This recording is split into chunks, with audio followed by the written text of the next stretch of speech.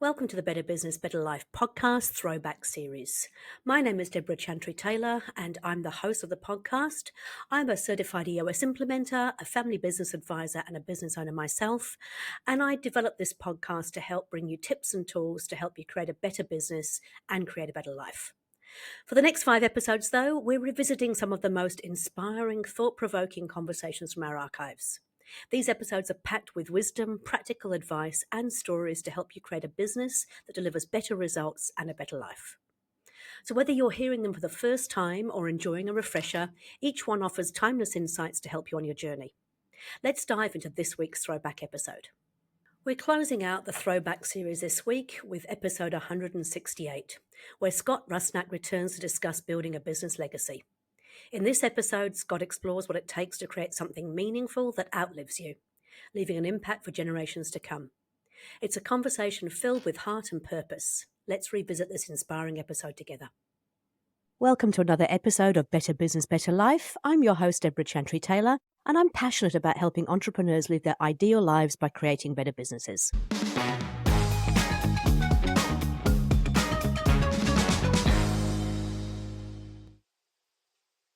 I'm a certified EOS implementer, an FBA-accredited family business advisor, and a business owner myself with several business interests. I work with established business owners and their leadership teams to help them live their ideal entrepreneurial life using EOS, the Entrepreneurial Operating System. My guests come onto the show to authentically share the highs and lows of creating a successful business and how they've turned things around in their business using EOS tools and traction.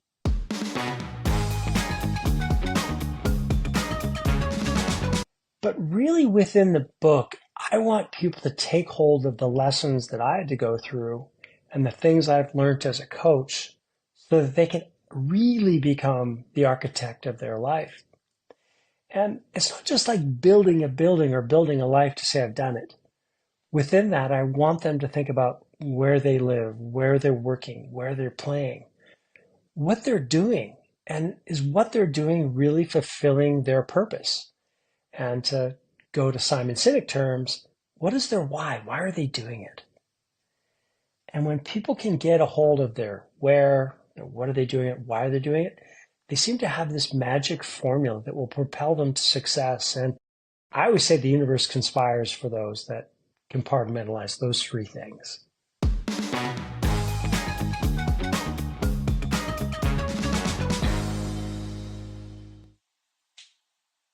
Today's guest says in his reworked book, most everyone will be in the same place this time next year. Make sure it isn't you. He is a world-class athlete competing at an international level as a cyclist. He's built and successfully exited several world-class technology companies competing with the likes of Apple, and he's the author of the Entrepreneur's Field Guide. Today, he's going to share with us how you can design your life before someone else does, along with real-life stories from his own journey and the many businesses he has worked with over the last 35 years. Please let me introduce Scott Rusnak, expert EOS implementer, high-performance leadership coach, and someone I'm very proud to call my friend and colleague. Welcome to the show, Scott. Debra, it's always an honor to be on your show. And one of our core values at EOS is humbly confident. I used to own a couple software companies, but I can't update my browser on my laptop. And we're worlds apart, and we made this happen. So I'm absolutely thrilled to be on your show. Thank you for inviting me. Absolute pleasure. I've been really looking forward to talking to you. This is about the third podcast that we've done, and every time I walk away with huge chunks of information that is helpful for myself, and I know it's helpful for the listeners too. So you sent me through your reworked book this morning, and I started reading it, and I was reading about the cyclist thing, which I don't know that I'd actually read properly before. So you started cycling and almost gave it up before you eventually became an international world-class cyclist. Is that right? I had an epiphany that was caused by a ego-driven activity at a young age. I was racing my bicycle to race my bicycle. And I want business owners who are listening or watching this podcast to think about it. Are you just in business just to run your business? Or are you shooting for the right finish line, the right race that you can win? And if you're not doing that, do you have a plan and a coach to help you get on your way? And my epiphany happened thinking that I had the ability to win the provincial cycling championships at a very young age. And I think I got 5th or 6th place in that race. And then the esteemed national team coach came and tapped me on the shoulder and asked me when I was going to just stop racing my bike to race my bike and really put together a plan to win the races I was most suited for. First of all, I was honored that he even knew my name. And I was even more honored when he took me under his wing and said, let's build you a plan to help you get everything you want. And the crazy part, Debra, is he allowed me to get there. I never made the Olympics, didn't win any world championships. But what he taught me became almost the foundational elements of what you and I now teach within EOS. And that really comes Tell us back. more about that. Yeah. And that really comes back to the fact that if you don't have a plan that has got actionable elements within it, you're not going to get what you want. And within EOS, we call that the VTO, the Vision Traction Organizer. And in cycling days, we used to call it the MAP, which Coach Des lovingly called my accountability plan. So there's lots of tie-ins to athletes and entrepreneurs. Fantastic. Okay, so you took on board that advice and you did really well in the sort of cycling industry. But tell us a little bit about how did you get to be, because you've had a couple of really successful businesses. You've exited them and now you've worked with, I mean, I'm guessing it must be, I don't know how many, hundreds of businesses, I'm guessing, is it? Yeah, I think so. Thousands of entrepreneurs and hundreds of businesses for sure. Yeah. So how did you get into that journey? Interesting thing, I was introduced to the tools within the EOS toolbox and the book Traction. It helped me exit those businesses. And going through that journey, our coach made it quite obvious to me that, Rusnak, you are a way better coach than you are an entrepreneurial leader. Whether it was CEO, chief revenue officer, whatever it was, it's like, you're good at that, but you're much better at motivating and putting the structure in place to help those you surround yourself get what they want from their lives. And it was about 15 years ago when I made the pivot to becoming a coach. And it's been a wonderful, wonderful journey. Absolutely. And I know that you, I've been following you on sort of the social media and our Slack channel and seeing some of the amazing things that you're doing with your businesses, which is just great.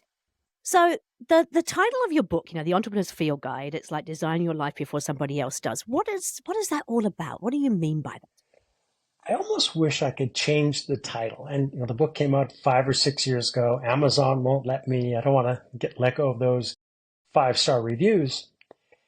But really within the book, I want people to take hold of the lessons that I had to go through and the things I've learned as a coach so that they can really become the architect of their life.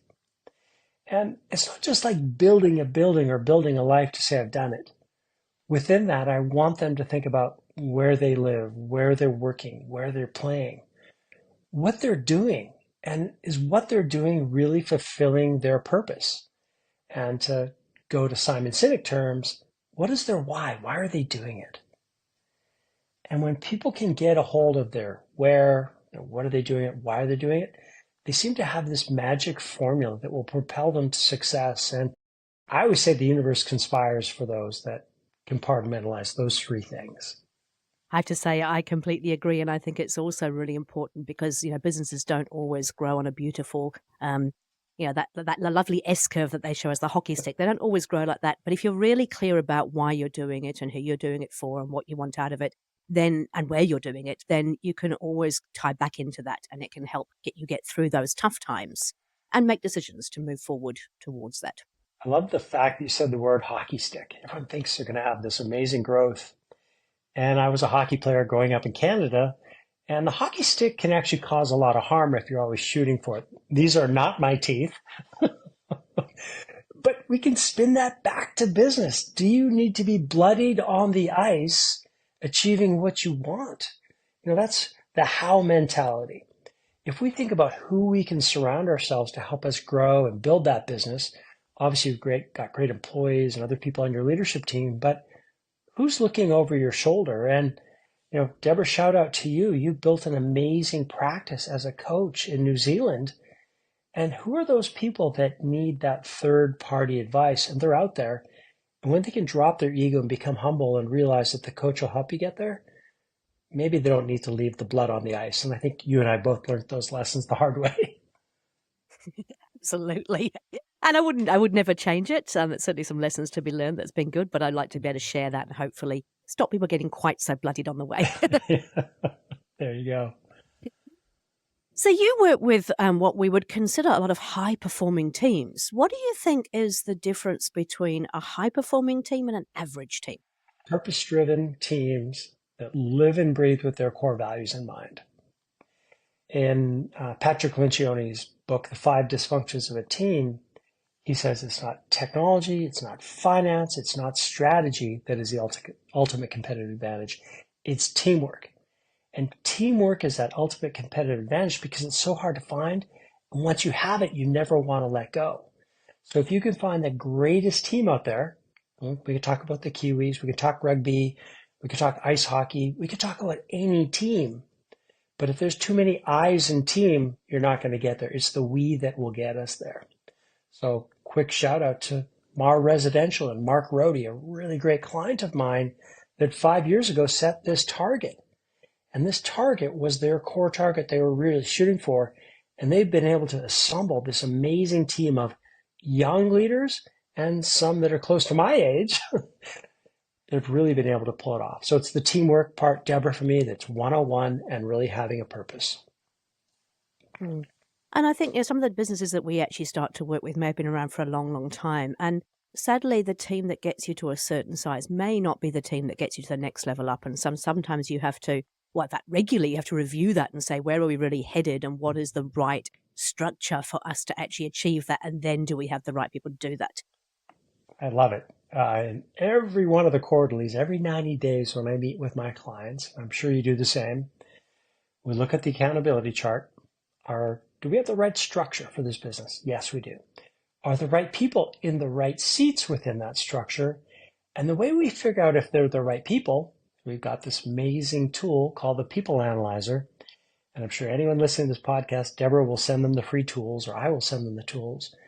But if we can take that People Analyzer that Gino Wickman created in the book Traction and line up our core values and make sure people are a plus across the board and that they get their job, they want their job, and they have the capacity, they have the ability to check up from the neck up before they come in the session, or as a leadership team, we get to evaluate one another. So are they the right people in the right seats, and do they fit that People Analyzer?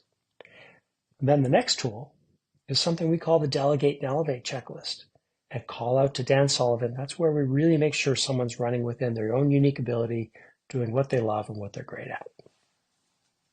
And I think it's important, the whole way that we use this accountability chart, the People Analyzer, Delegate, is about looking to the future as well. So it's not what is here, right now, but for the next 6 to 12 months, what do we need to be? How do we need to be structured to actually achieve that? So you're actually moving forward all the time, as opposed to standing still. I love you said that. And you'd mentioned the EOS Slack channel. We have this private Slack channel amongst the coaches, and I like to throw the odd thing in there, and I like to shake things up because that's what I do.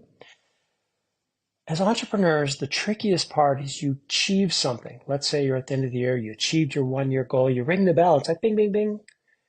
And if you don't have a team that you're aligned with that can help you set these bigger long-range core targets, it's a fleeting moment of satisfaction.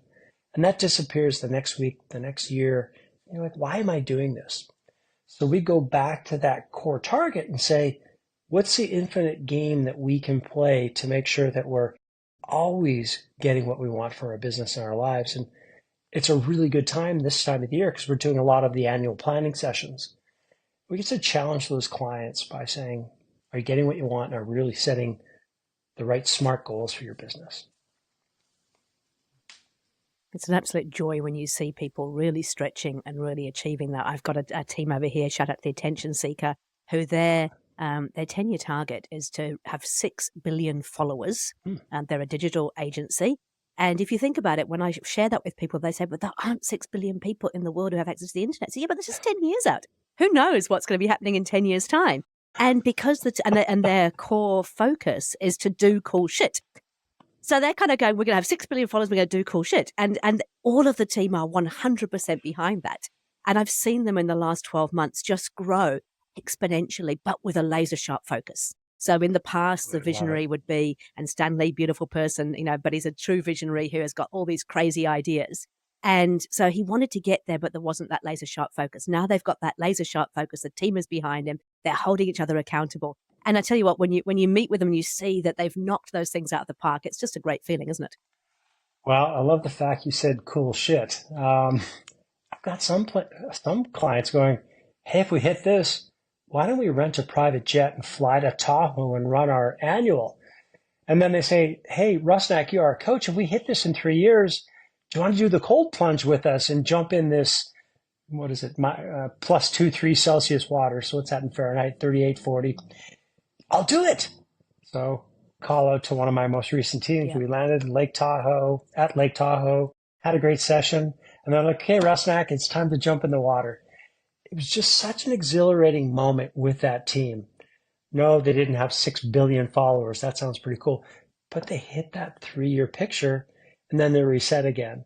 And they've got an incredibly audacious goal for the next time, which I don't think is good for the podcast. We can talk about it offline, but it's pretty cool what they're trying to do.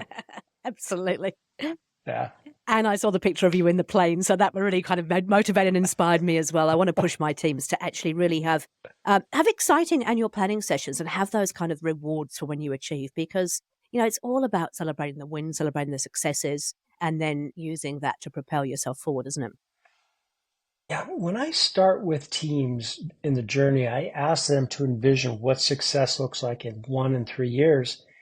And then I also say to them in this journey, would you rather be celebrating this achievement with an area with amazing vistas and opportunities to get off site and gel as a team? And I'm not calling out any discount hotels or any other kind of conference and meeting rooms, because I've done sessions in there. But when teams can really come together in an amazing location and do something uniquely different, like Mark Rohde's team, we went skidooing in the mountains behind Durango, Colorado. The team was fired up. They thought it was amazing. We had some great conversations. And then when we returned to the session room the next day, we were on fire and we really could push through any kind of issue or anything because we were a team. We've done some really cool things together. I'd say that it's very inspiring seeing that happening. And it's also certainly, for me, I love seeing it with my teams as well. So I'm really interested, and I ask this question a lot because some people think, well, EOS and designing your life and putting in frameworks and routines and all this stuff, surely that's like hugely restrictive. And what will it do to our creativity? And how can we possibly have fun with that? What do you say if somebody asks that? Say, great. Give any carpenter a toolbox and you can build any building you want. So with EOS, we've got this amazing toolbox. And I say that's 20% of the equation. The other 80%, in my mind, is an infinite game. If you got 20 tools, hang on, let's look at it this way. If you have 6 strings on a guitar, you have infinite possibilities for songs. So with those 20 tools within our toolbox, you've got infinite possibilities to run any kind of business you want. And gosh, I've helped people who launch missiles into the sky, deep sea fishing, landscaping, architecture, dental companies, home builders, you name it. The tools can fit in any entrepreneurial situation. I love that analogy, partly because I am a musician. I love music, but it's absolutely right. It really is. It's just the tools, it's the framework, it's the model. We don't go in there and tell them what to do. We don't go in and tell them how to run their business. We actually enable them to use those 6 strings, 20 tools to actually create a masterful piece of music. And that piece of music it could be rock, it could be classical, it could be, it's a really great analogy for business, is that actually businesses come in many, many shapes and forms, but it's just about having the right tools to create that music. All I ask, if you're creating that music, don't involve me as the lead singer because I can't sing a note, but I can coach you. That's brilliant. Okay. And so I know that your book is not just about business, right? Because we're both passionate about creating a better business so you can actually have a better life. Mm-hmm. And I have to say that I've really embraced the whole EOS life thing this year. I've planned out my entire year. I've got 4 weeks planned over in Europe. I've got several long weekends. We've just booked our Easter holiday for about a week and a half. And I've worked out where I'm going to travel to, what I'm going to focus on, what keynotes I'm going to be doing. I'm making sure I've got lots of time around that so I'm not quite so stressed this year, because I think last year perhaps tried to do a little bit too much and got very, stressed out with it all. And I like to teach that to the clients that I work with too. It's like business should be, I mean, I love business, so don't get me wrong. I could work 24/7 doing business. I'd be really, really happy, but that's not what life is all about. Yeah. So I like to, talk to them about how do you actually create the best business so that you can then have time to do the other things that you're really passionate about. So your book is also about that, right? It's about creating not just the business, but the life. You were the one that taught me to get a great big, wall calendar and book out my year and make sure that I'm doing that. I've been doing it now for 3 years, which has been awesome.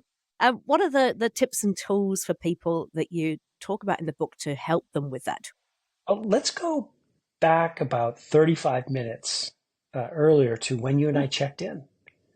Like, Scott, how are you doing? I'm like, well, it's annual planning season. There's a lot coming at it. There's a lot of sessions. But the thing that I know is that in 3 weeks, I'll be on a plane. I'll be going to Cambodia and Vietnam with my wonderful wife, riding our bikes, having a great time. So what I do is I start with that goal in mind every year. I plan out my 12 months by putting in vacations and time with people in my inner circle. And I map that out. I know what I'm doing on February the 6th. I know what I'm doing on April the 11th with family, June 14th with family, September, etc. So I start there with the most important people in my life, and then I start to put in client engagements and other things. But you've got to start with your family and those you love first. Yeah, I know that you've got this whole concept, and I can't remember what it's called, but it's that number. Which number is it? What's it called? Where you go that you got your close people, then the not so close people, then the much wider circle. What is the number? There's a name for that number, isn't there? You got me sweating here, Debra. I'm all excited about it. I went to a talk when I was in the UK about 15 years ago, and the talk was put on by an anthropologist. His name is Robin Dunbar. And Robin Dunbar came up with this number. It's now called Dunbar's number. And I'll try to do this quickly. He said, human beings have only a certain amount of incredible connections they can have in their life. And he came up with this number called 5, 15, 150. We have about 5 to 6 amazing connections with people. They might be your wife, your kids, your mom, your mentor. That's me. I've got 5 that know you better than you know yourself. They know your values. They can poke you in the nose. They can help you. And you can be vulnerable enough to take their advice and really love being with them. Then that next group is the folks you're going to talk to maybe every 2 or 3 weeks. You might go on vacations with them. You'll love to be with them. And they're the same kind of folks you could call at 2 in the morning saying, I need some help. You love them, they love you. Then the next group, and he says it's no bigger than 150, and he proved it by looking at medieval times and going into ancient times, saying when groups got bigger than 150, you couldn't have those meaningful connections. There's an increase of crime and other terrible activities would happen in these communities. And he's proven it through science, and there's lots of different ways to look at it. And when I got really straight on Dunbar's number, I realized I've got 5, I've got 18 in the next circle, and then I've got 38. And I beg the listeners to take a little bit of a piece of paper. And funny enough, I was looking at mine again today, thinking, are the right people in there? Do those people get me? Do they want to be with me? Do they have the capacity? And do they understand my core values? So it's a really big tool in my life that I use. And it allows me to really spend time with the most important people. I love that you use the people analyzer and the core values stuff to actually do that with your friends and family too. And it's really important because I think I've learned this too, is that just because people are your family, it doesn't mean that they necessarily share the same core values, have the same, want to be, spending time with them may not necessarily be the best use of your time in terms of they might be quite different to you and you could actually be rubbed up the wrong way by them. So just because you have a blood relative, just because your friend has been your friend since you were back at, primary school together does not mean they're the people that necessarily are the people you want around you in today's world. So looking at that and kind of going, who are the people that are most important to me and being really clear about that, it just helps life be easier and I suppose more enjoyable. Well, there might be some family listening to this podcast, and I think I've told some of them that, hey, look, I don't think we're aligned. I still love you. You're a great person, but I don't think it's going to give either one of us a lot of joy if we're going on annual vacations together. I'll see you at the next wedding. I'll see you time to time. And I'm just not going to design my life around those people that don't get me and I don't get them. And it's not like I'm being selfish. I call it self-care. And we've got to take care of ourselves first. And of course, that applies exactly in business as well. Sometimes you have to, let people go, or or people need to move on. And it's tough because you know that they're no longer the right person for the business, but you've known them for a long, long time. Yeah, But what I think really struck a chord with me there is that actually both of you will be happier if you actually move on. so much happier. Because it's about it's actually about creating. Yeah, we always talk about creating the best life for everybody. And if you don't think they're the right person, chances are they're not feeling right either. So they're going to go and they're going to find somewhere else where they absolutely fit in, the round peg in the round hole, and they blossom in that particular role. So it's kinder to actually let them go and do that than it is to keep them. Wow. Didn't The Cure or someone write a song about that kind of kindness? It's important. Yeah, it's probably big fan of The Cure. Yeah, absolutely. Okay, so we've got for the business, we've got the EOS tools, the EOS framework, the 20 tools in the toolkit, the VTO, the people analyzer. In our personal life, it's about being really clear about who we want to spend time with and how we're going to do that, and actually planning that out. I know a lot of people listening, will run mid-sized businesses, somewhere between 20 and 300 staff.